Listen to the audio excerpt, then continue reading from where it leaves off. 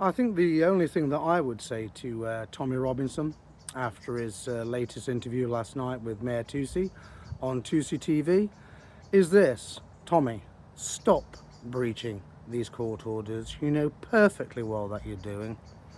In my opinion, I think, in all honesty, is misdirecting himself, quite frankly.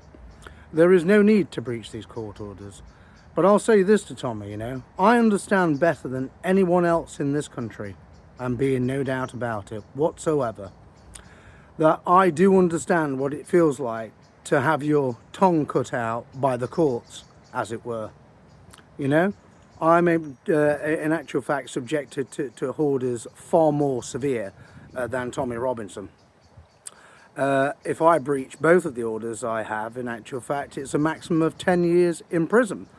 Now, Tommy is complaining about being subjected to a maximum of 2 years in prison. He needs to put things into a proper context, and also he needs to accept responsibility for his own actions. And I would urge him to grasp this fact, particularly after he's published this manifesto, irrespective of whether I agree with it or not, and actually I've not read it yet. There is no need to breach these orders. It is the wrong way to go about it. What he really needs to do, in my opinion, is to put all of his efforts into campaigning purely for freedom of expression. Okay, so these court appearances, they're sensationalists, aren't they? They bring in the money. Maybe that's the whole reason why he does it. I have no idea. I don't know the man. But what I do know is that, he's banging his head up against a legal system that will beat him, pure and simple. And he should know this by now. He is never going to beat them doing it that way. I do understand why he feels so passionate about getting the truth out. Absolutely I do. But first of all, this legislative tyranny, and be in no doubt that is exactly what it is, it has got to be dismantled by people power. And the only way to get people power moving in the right direction is to have a credible agenda and some form of constructive unity between various factions, which we simply do not have at this moment in time. We have to give people something to campaign for, something to fight for, something to focus on and live for, in actual fact. And what I would offer them is this, a new British Bill of Rights, which in actual fact David Cameron first mentioned prior to the EU ref in 2016. A new British Bill of Rights in which Article 1 enshrines the right to freedom of expression in constitutional law and binds all future parliaments. We know Parliament doesn't want to be bound, and that's the whole point, isn't it? We have to wrestle political power from these people at the ballot box. It really is that simple.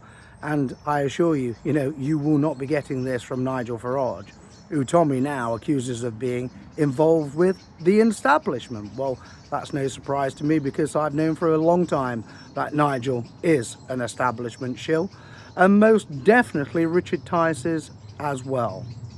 So I would say to Tommy, before he appears in court, in fact, before he comes back to the UK and he expects to be arrested, I know exactly what position you're in. In fact, I've been in a far worse position than you, Tommy. Far worse. Listen to me, someone who is older and wiser and been through, the gristmill on the front line for many more years.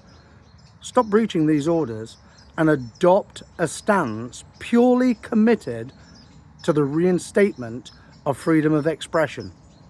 And you won't have to worry so much about going to prison. Yes, obviously, you'll still have the risk of being sent to prison. We all have, I have, in actual fact, just for breathing in the wrong direction.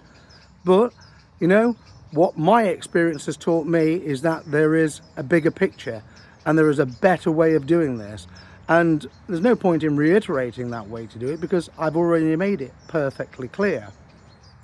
Commit yourself and your supporters to backing a Bill of Rights. Article 1 enshrines the right to freedom of expression.